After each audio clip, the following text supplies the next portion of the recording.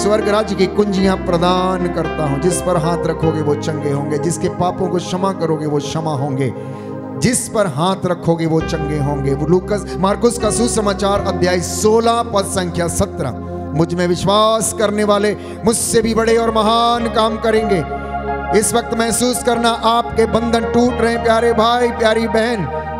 दुश्मनी से कुछ लोग पीड़ित हैं। दुश्मनी का बंधन, क्रोध का बंधन, क्षमा नहीं कर पाने का बंधन, अकेलेपन का बंधन, जिद्दीपन का बंधन, बुरी आदतों का बंधन, नशे का बंधन, ड्रग्स का बंधन, बीड़ी, सिगरेट, तंबाकू, ऐसी तमाम बातें जो परिवारों में व्याप्त हैं, यीशु के नाम पर आज अभी और इसी वक्त निकले और जल के राख हो जाएं। आपके शरीरों परिवारों को छोड़े और क्रूस के नीचे जल के राख हो जाएं। बोले आमीन, आमीन, हालेलुया, हालेलुया।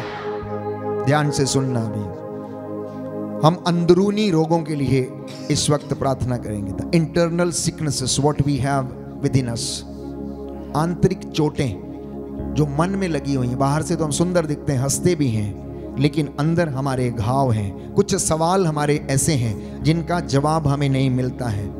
कुछ लोगों के जीवन में प्रेम का अभाव है, इसलिए वो प्रेम पाने के लिए इधर उधर तरसते रहते हैं। कुछ लोगों में अटेंशन सीकर वाली दुष्ट आत्मा, हमेशा अटेंशन सीख करने की उनमें ये ललक रहती, दिल पर चोट लगी हुई है।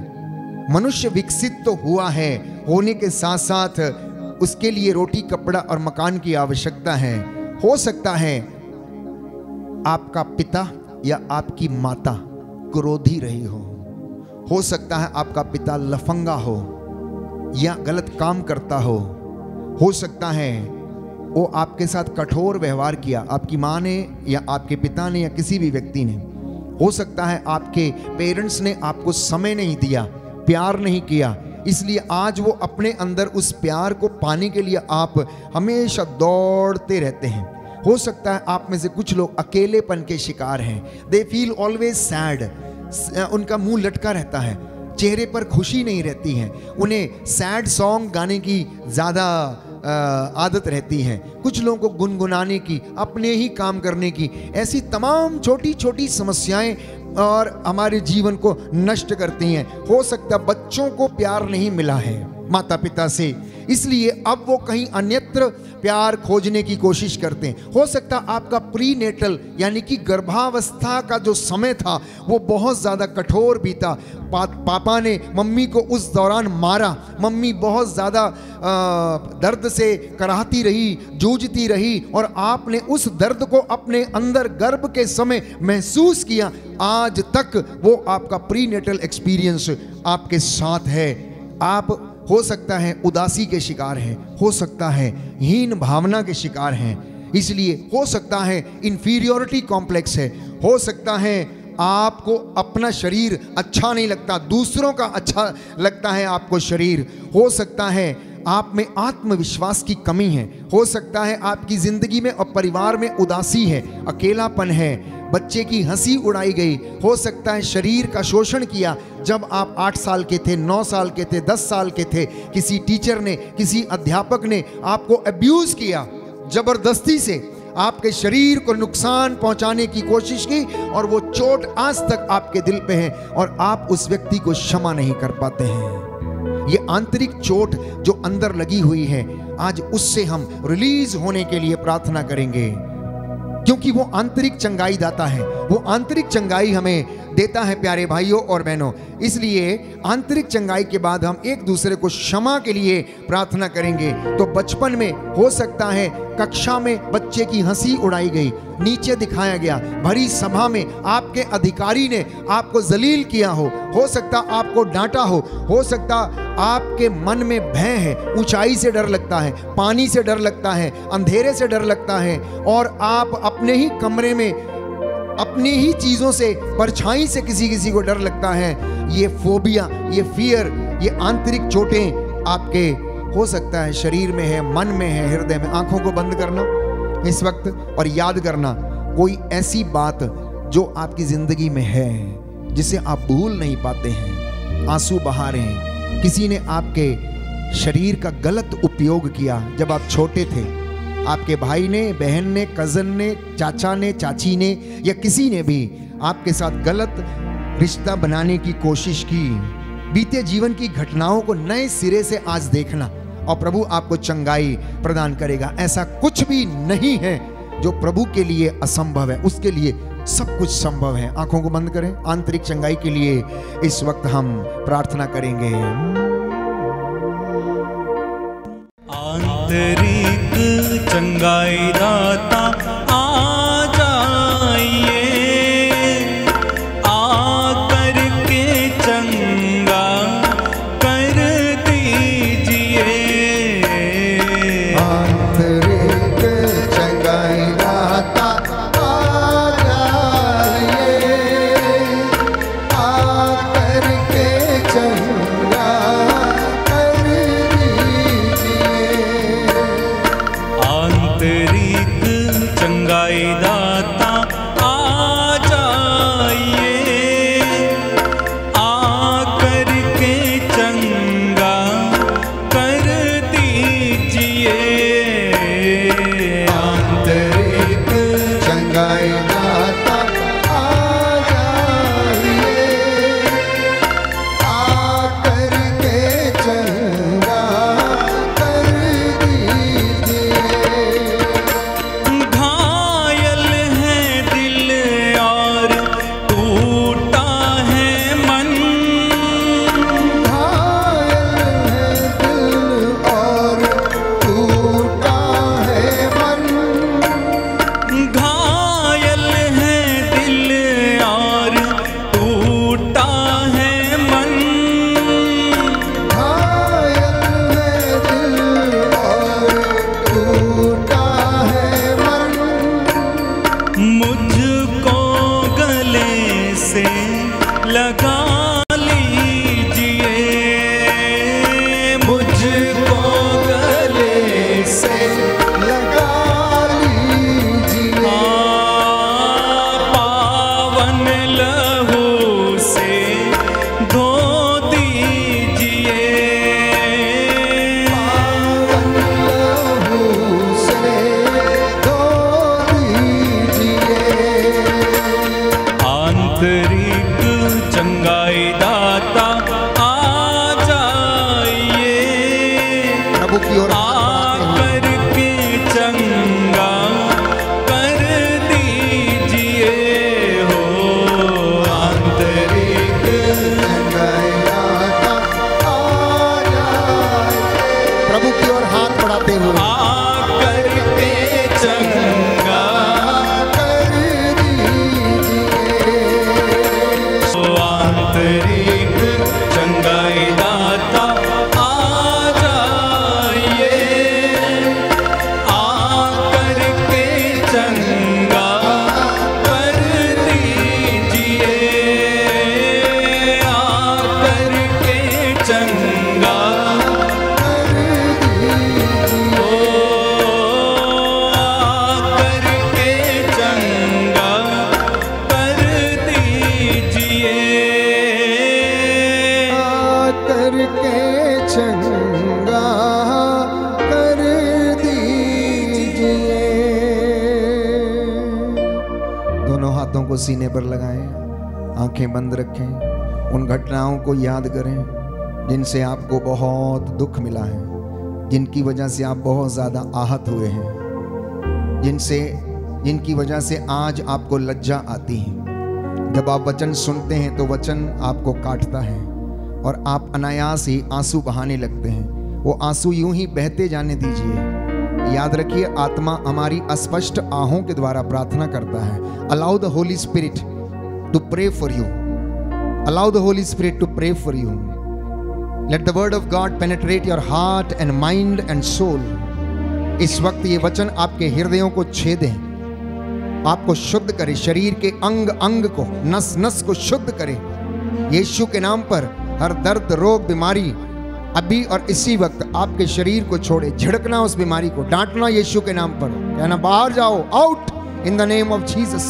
मेरे शरीर पर तेरा कोई अधिकार नहीं। और गलती की है तो माफी मांगना, क्योंकि प्रभु ने कहा जो इस मंदिर को नष्ट करेगा मैं उसे नष्ट कर दूंगा। अपने शरीर की पवित्रता को बनाए रखना, मन आत्मा हृदय की पवित्रता को बनाए रखना। ये शरीर प्रभु का है, ये शरीर ईश्वर का मंदिर है, ये शरीर में वो रहता है। हम चुने हुए लोग हैं, पवित्र की गई प्रजा हैं, हमें उसने बुलाया है। प्यारे भाई प्यारी बहन, मैं देख रहा हूँ आप में से बहुत सारे लोग यूं ही आंसू बहा रहे हैं, यूं ही आंसू बहा रहे हैं। ये पवित्र समय है, आंसू बहने दीजिए। आपके आंसू बहते जाएं, नदी की तरह रुके नहीं। आपकी सुख शांति उमड़ती जाएगी और उषा की तरह आपकी ज्योति चमकेगी। आज ये पवित्र समय है प्यारे भाई और बहनों। इस वक्त विशेष रूप से एक दूसरे को क्षमा करने की धर्म विधि हम संपन्न करेंगे। अब जितने भी लोग यहाँ मेरे सामने हैं, एक दूसरे की तरफ मुंह करके खड़े हो जाएं। फादर हो, सिस्टर हो, लोग धर्मी हो, लुक एट ईच अदर। आमने सामने देखिए। एक व्यक्ति सामने घुटना टेक ले और दूसरा उसके सिर पर हाथ रखें। हम पूरे फैमिली ट्री के लिए, उसके शुद्धिकरण और पवित्रीकरण के लिए इस वक्त प्रार्थना करेंगे। अब जरा सोचिए कि आपके सामने जो व्यक्ति घुटना टेके हुए हैं वो आपसे माफी मांग रहा है। हो सकता है ये आपका पापा हो सकता है आपका टीचर हो सकता है धर्म बहन हो, पुरोहित हो, संत हो या महात्मा, कोई भी व्यक्ति जिसने आपको दुख पहुंचाया, कष्ट पहुंचाया है। हो सकता है आपकी क्लासमेट हो या बचपन में किसी ने आपका शारीरिक शोषण किया हो, जबरदस्ती की हो। आपको ऐसे व्यक्तियों से बड़ी नफरत है, ईर्ष्या है। हो सकता है आपको डर लगता है, हो सकता है कि आपके अधिकारी ने आपको भरी सभा में बेइज्जत किया हो और आपको उसके प्रति बड़ा क्रोध है, गुस्सा है, आप माफ करने में असमर्थ हैं। हो सकता है आपके पेरेंट्स बड़े कठोर थे, हो सकता है उन्होंने आपको समय नहीं दिया है, हो सकता है किसी अनजान व्यक्ति ने आपको गाली दी जिसको आप नहीं जानते थे भीड़ में। हो सकता है कई ऐसी बातें जो आप अपने मन में अभी तक रख के बैठे हैं। हो सकता है आपका पिता बहुत शराब पीकर घर में आता था, मारपीट करता था आपसे, मम्मी से, पापा, सबसे। हो सकता है रिश्तेदारों में आपकी बनती नहीं है, हो सकता है संतान ने आपको धोखा दिया है। यह समय है एक एक व्यक्ति को क्षमा करने का, माफ करने का। प्रभु ने कहा यदि तुम माफ करोगे तो तुम्हें भी माफ किया जाएगा, यदि तुम दोगे तो तुम्हें भी दिया जाएगा। ऊपर उठी हुई पूरी की पूरी नाप तुम्हारी झोली में डाल दी जाएगी। इसलिए क्षमा करो और तुम्हें भी क्षमा किया जाएगा। जिसने निंदा की, जिसने चोट दी, यीशु के कारण मैं माफ करता हूँ। जिसने निंदा की, जिसने चोट दी, यीशु के कारण मैं माफ करता हूँ। दुख जिसने दिया, घायल किया,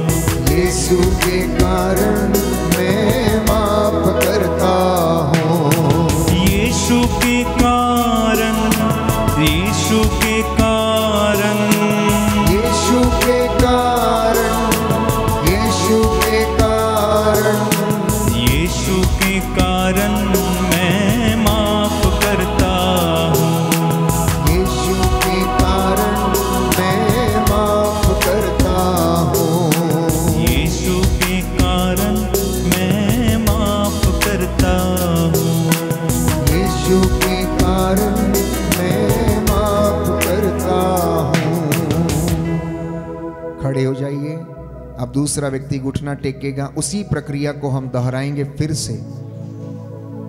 घुटना टेक नहीं सकते तो खड़े भी रह सकते हैं, कोई प्रॉब्लम नहीं है। हम उसी प्रक्रिया को दोहराएंगे।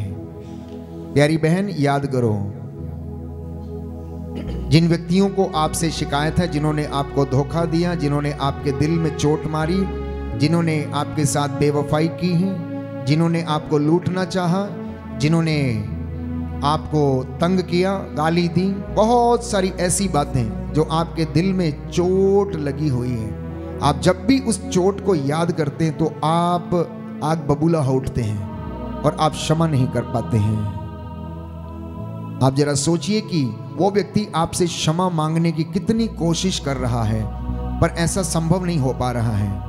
परंतु आज इस धर्म विधि के द्वारा जिसे हम इस वक्त कर रहे हैं, आप याद करना कि वो आपके सामने व्यक्ति है जो आपसे माफी मांग रहा है और कह रहा है, बहन भाई मुझे क्षमा करना, गलती से मैंने पाप किया, अज्ञानता के कारण मैं इस प्रलोभन में पड़ गया, इसलिए मैंने आपको बेइज्जत किया, मुझे क्षमा कर दो, मेरे परिवार को क्षमा कर दो, मुझसे गलती हो गई है।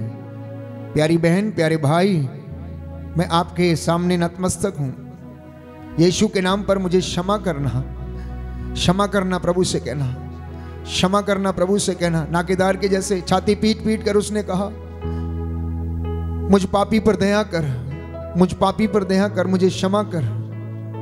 मेरा साहस नहीं कि मैं तेरी ओर अपनी आंखें उठाऊं। रीखों के अंधे की तरह कहना, ओ ईसा नाज़री मुझ पर दया कर, प्रभु मुझे क्षमा कर, मैं अयोग्य दास हूं।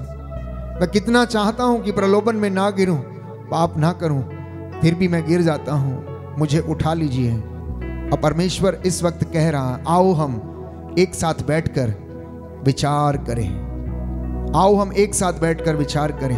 तुम्हारी गलतियां, कमजोरियां, पाप सिंदूर की तरह लाल क्यों ना हो, किरमिच की तरह मटमैले क्यों ना हो, मैं उन्हें हिम के समान श्वेत कर दूंगा। प्यारी बहन, प्यारे भाई, जिनसे आपको शिकायत है, सोचना कि वो आपसे माफी मांग रहे हैं। ये रिश्ता बहुत प्यारा है, इसको तोड़ना नहीं, प्रभु के साथ उस रिश्ते में बने रहना, प्रार्थना करना और क्षमा करना। बहकाने वाली मोह माया को यीशु के कारण मैं त्याग देता हूँ। बहकाने वाली मोह माया को यीशु के कारण मैं त्याग देता हूँ। ये रिश्ता है प्यारा, ये रिश्ता है न्यारा, ये रिश्ता है प्यारा, ये रिश्ता है न्यारा, ये रिश्ता है प्यारा, ये रिश्ता है न्यारा, ये रिश्ता है प्यारा, ये रिश्ता है न्यारा। यीशु के कारण मैं जोड़ लेता हूँ, यीशु के कारण मैं जोड़ लेता हूँ। यीशु के कारण, यीशु के कारण, यीशु के कारण, यीशु के कारण, यीशु के कारण मैं माफ करता हूँ, यीशु के कारण मैं माफ करता हूँ। यीशु के कारण मैं माफ करता हूँ, यीशु के कारण मैं माफ करता हूँ। खड़े हो जाइए, पवित्र वेदी की ओर दृष्टि दौड़ाइए। यह पवित्र समय है, प्रभु ने आपको क्षमा किया है। यदि आपने अपने भाई या बहन को क्षमा किया है, मैं अपने पुरोहित भाइयों को यहाँ आमंत्रित करता हूँ कि वे आएं। आप लोग दोनों हाथों को जोड़ना, सिरों को झुकाना, वो मेरे साथ मिलकर दाहिना हाथ आपके ऊपर बढ़ाकर इस वक्त आपके लिए प्रार्थना करेंगे और प्रभु आपको आशीष दे। जो भी आपने आज वादा किया है प्रभु से, बाहर जाके उसको एग्जीक्यूट करना, चरितार्थ करना। प्यारे भाई और बहनों, हालेलुया, हालेलुया, हालेलुया, हालेलुया। प्रियजनों, there is power in forgiveness. There is power in forgiveness. And if you want inner healing, you need to forgive. You need to remember. You need to wash out the old memories. इसलिए हमें पुराने जीवन को पीछे छोड़ना, पिछली बातों को भुलाना, ताकि परमेश्वर आपकी और मेरी जिंदगी में नया काम करे और वो नए सिरे से करे। इसलिए मैं और मेरे पुरोहित भाई दाहिना हाथ बढ़ाकर आपके लिए प्रार्थना करने जा रहे हैं। दया करने वाले, चंगा करने वाले यीशु राजा, तेरे पाक पवित्र सामर्थी लहू से इन बच्चों को प्रभु अभिषेक कर दे। इनकी शरीर की नसों में तेरा पवित्र लहू दौड़ने दे। रूपा का मसा और ताजा अभिषेक इन पर उतरे। हम तेरे दास मूसा के जैसे हाथों को उठाकर मध्यस्थता करते और इनके लिए प्रार्थना करते हैं। इनके जीवन में जो कमी घटी है प्रभु आप जानते हैं, उसे पूरा कीजिए। तेरे पवित्र सामर्थी वचनों के द्वारा इनका उद्धार कर। यदि तू हमें स्वस्थ करेगा तो हम स्वस्थ हो जाएंगे, यदि तू चंगा करेगा तो हम चंगे हो जाएंगे। अब बहुत हुआ, अब हमारी परीक्षा ना ले। शरीर की सूखी नसों और सूखी हड्डियों में तेरा बल आ जाए, तेरा पवित्र लहू बहने दे। तेरी ये बेटियां जो सेविकाएं बनने जा रही हैं, तेरी सेवा करने के लिए तत्पर हैं। और ये दंपति जो यहाँ पर मौजूद हैं, नौजवान बेटे और बेटियां, हे प्रभु इन्हें क्षमा करने की कृपा कर। Hallelujah, hallelujah, hallelujah, hallelujah. तेरे पाक पवित्र सामर्थी लहू से बदरूहों के लश्करों को तंत्र मंत्र, जादू टोना, ओझा ओझाई, ऐसी तमाम बातें, काला जादू यीशु के नाम पर काटते हैं, कैंसिल करते। तेरे इन बच्चों के जीवन से इन पर दया करने की कृपा कर। इनके आटा गूंदने की परात को आशीष दे। इनकी भेड़ बकरियों के बच्चों को आशीष दे। इनके नाती पोतों को आशीष दे। इनकी बुलाहट में तेरा ताजा अभिषेक उतरे। इनकी संस्थाओं को ब्लेस कर, हमारी पल्लियों को ब्लेस कर, लोक धर्मियों को ब्लेस कर, सभी धर्म पुरोहितों को और धर्म बहनों को, धर्माध्यक्षों को और हमारे जितने भी धर्माधिकारी आशीष प्रदान कर। बीते दिनों में तूने हमारी अगुवाई की और एक पाप श्राप बंधनों से हमें आजाद किया। अब तू हमें कौटुंबिक व्यभिचारों से माफ करने की कृपा कर। Hallelujah, hallelujah, hallelujah.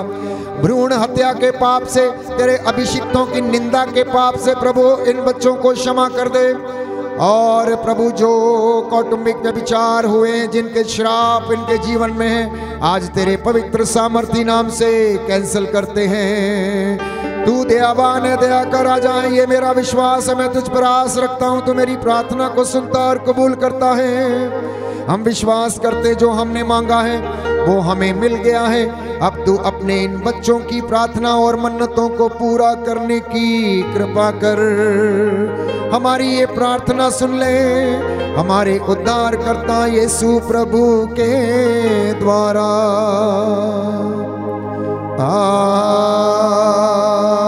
आमीन, आमीन, आमीन।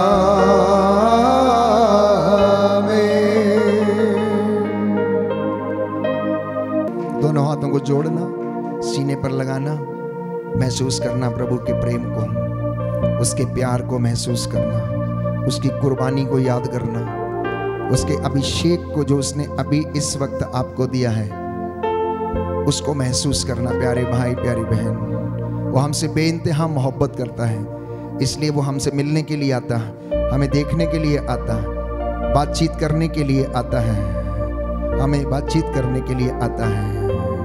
यस प्यारे भाई, प्यारी बहन, ये पवित्र क्षण है।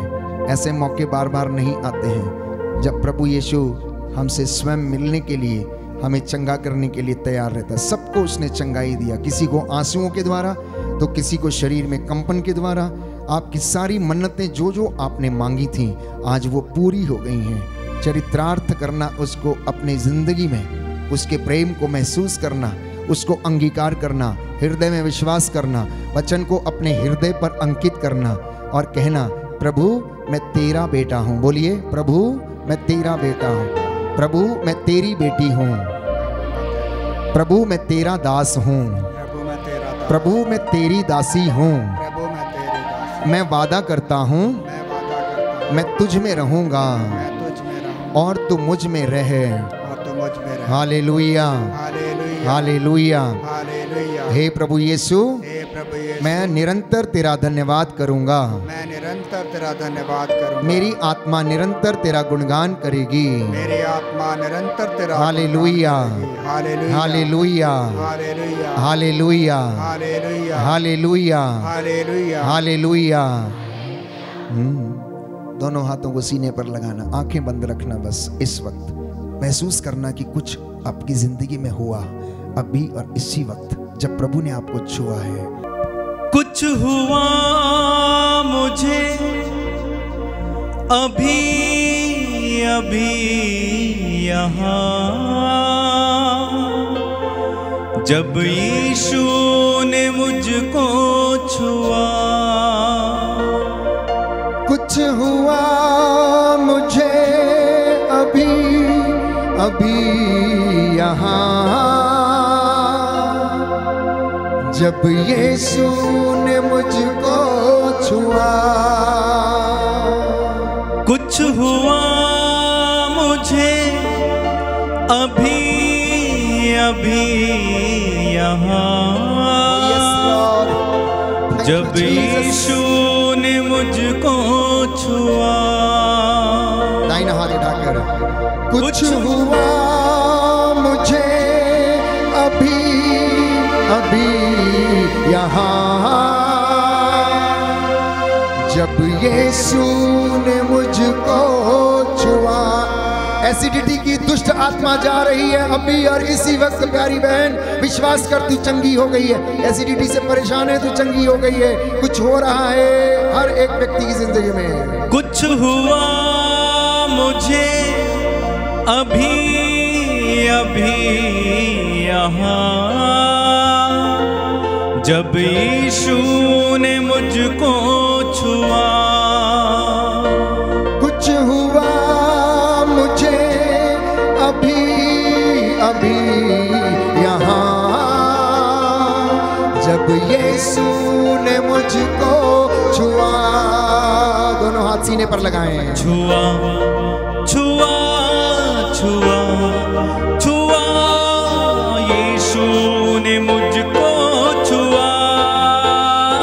कुछ हुआ मुझे अभी अभी यहाँ, जब यीशु ने मुझको छुआ। कुछ हुआ मुझे अभी अभी यहाँ,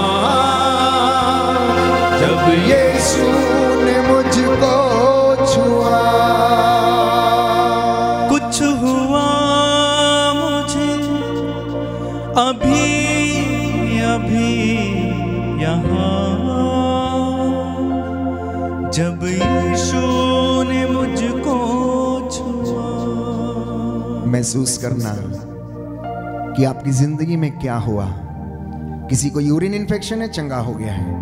किसी की नसों की कमजोरी है, आप चंगे हो गए हैं। आने वाले दिनों में आप प्रभु की गवाही देने के लिए तैयार रहना। बस आप विश्वास करना और ईश्वर की महिमा देखोगे। यीशु ने मार्था से कहा, मार्था मार्था, क्या मैंने तुमसे ये नहीं कहा कि विश्वास करोगी तो ईश्वर की महिमा देखोगी? जो बातें मनुष्यों के लिए असंभव है, ईश्वर के लिए संभव है। लूकस का सुसमाचार अध्याय 18 पद संख्या 27। Everything is possible for the lord, nothing is impossible for him, therefore enjoy and sing praises to him.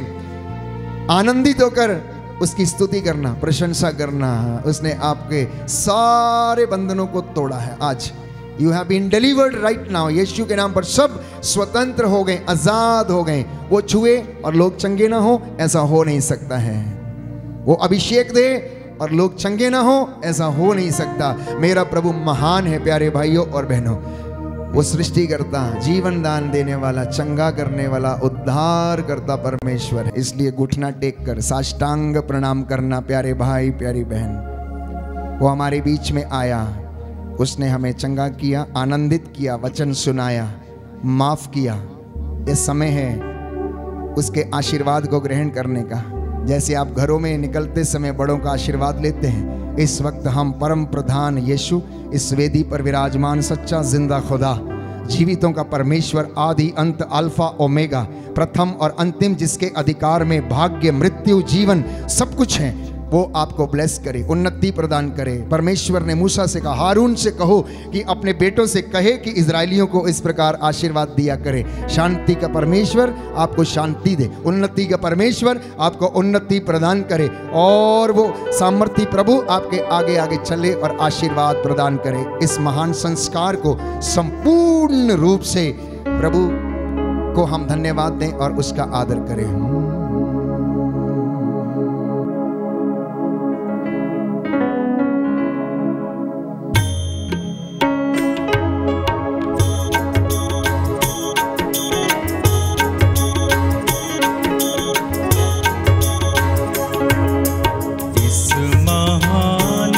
संस्कार को दंडवत बारंबार हो, इस महान संस्कार को बीती विधि का उतार हो, नवरीति का विस्तार हो, देख न पाती से दर्शाता विश्वास उसे,